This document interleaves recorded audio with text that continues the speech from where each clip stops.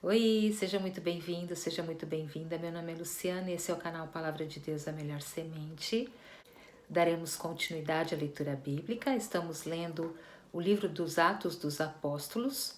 Hoje nós leremos o capítulo 9, dos versículos 1 ao 43, e a versão que eu utilizo é a Nova Almeida Atualizada.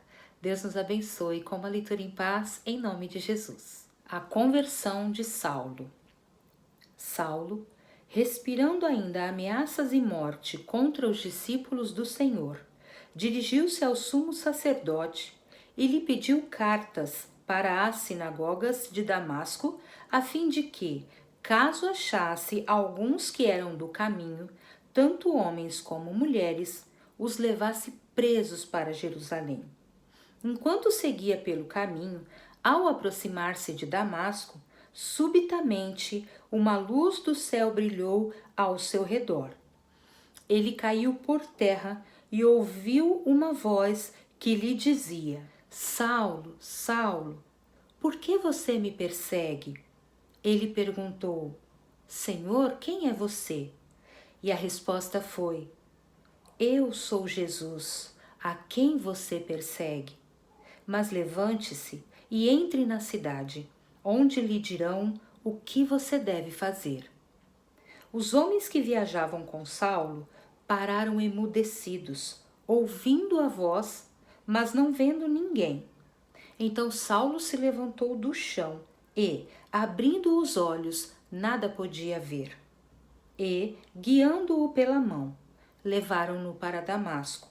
Esteve 3 dias sem ver, durante os quais nada comeu nem bebeu. A visita de Ananias. Havia em Damasco um discípulo chamado Ananias. O Senhor lhe apareceu numa visão e disse: Ananias, ao que ele respondeu: Eis-me aqui, Senhor. Então o Senhor lhe disse: Levante-se e vá à rua que se chama Direita, e na casa de Judas procure um homem de Tarso chamado Saulo. Ele está orando e, numa visão, viu entrar um homem chamado Ananias e impor-lhe as mãos para que recuperasse a vista. Ananias, porém, respondeu: Senhor, de muitos tenho ouvido a respeito desse homem, quanto mal tem feito aos teus santos em Jerusalém. E aqui em Damasco, ele tem autorização dos principais sacerdotes para prender todos os que invocam o teu nome. Mas o Senhor disse a Ananias: Vá, porque este é para mim um instrumento escolhido para levar o meu nome diante dos gentios e reis, bem como diante dos filhos de Israel. Pois eu mesmo vou mostrar a ele quanto deve sofrer pelo meu nome. Então Ananias foi e, entrando na casa, impôs as mãos sobre Saulo, dizendo: Saulo, irmão, o Senhor Jesus, que apareceu a você no caminho para cá, me enviou para que você volte a ver e fique cheio do Espírito Santo. Imediatamente caíram dos olhos de Saulo umas coisas parecidas com escamas, e ele voltou a ver. A seguir, levantou-se e foi batizado. E, depois de comer, sentiu-se fortalecido. Saulo em Damasco. Saulo permaneceu alguns dias com os discípulos em Damasco. E logo nas sinagogas, proclamava Jesus, afirmando que ele é o Filho de Deus. Todos os que ouviam Saulo estavam atônitos e diziam: Não é este o que exterminava em Jerusalém os que invocam o nome de Jesus e veio para cá precisamente para prender e levá-los aos principais sacerdotes?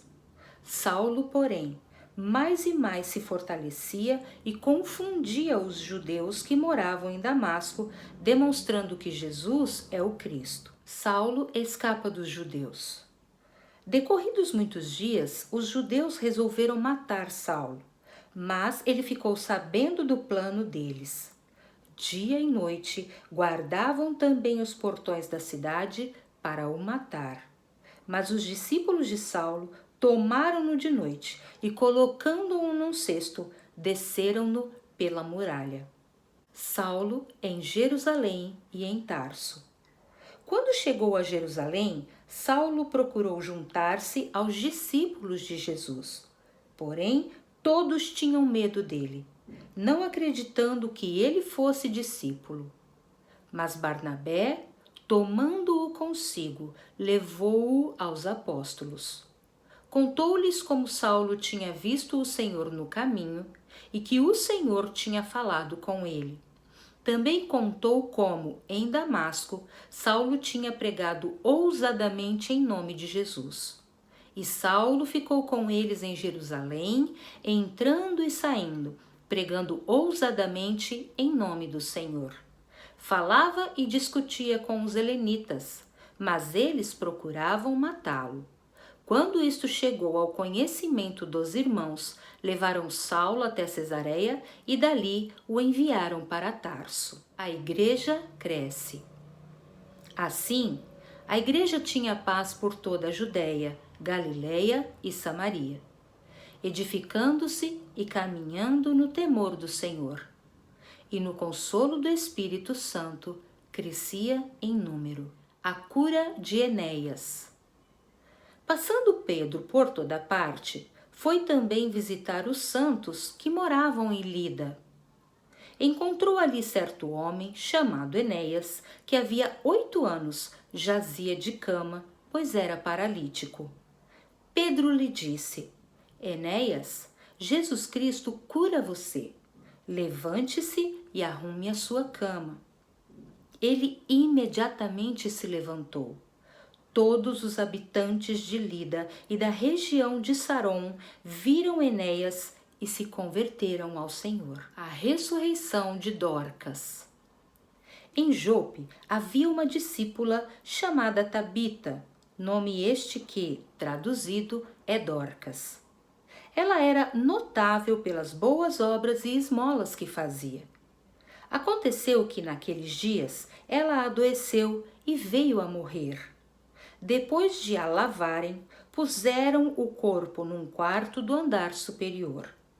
Como Lida ficava perto de Jope, os discípulos, ouvindo que Pedro estava ali, enviaram-lhe 2 homens com o seguinte pedido: Não se demore em vir até nós.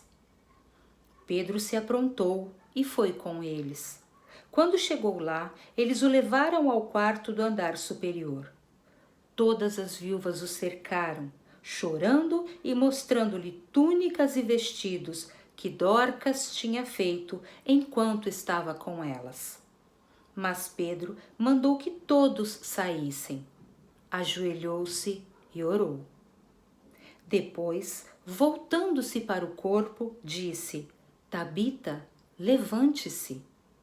Ela abriu os olhos e, vendo Pedro, sentou-se.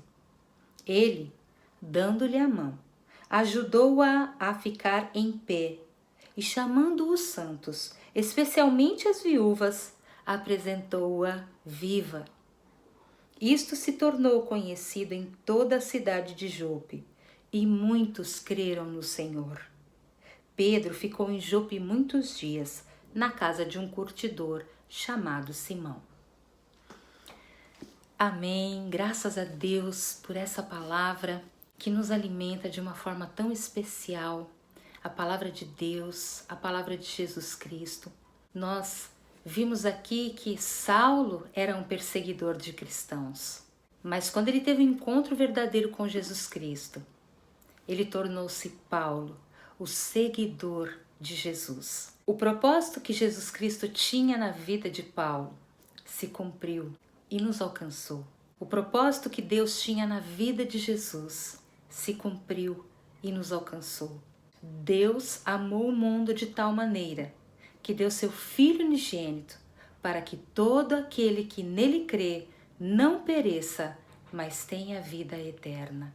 Os propósitos de Deus nas nossas vidas sempre se cumprirão em nome de Jesus. Eu te agradeço por estar aqui mais uma vez e te aguardo para o próximo vídeo. Deus nos abençoe em nome de Jesus.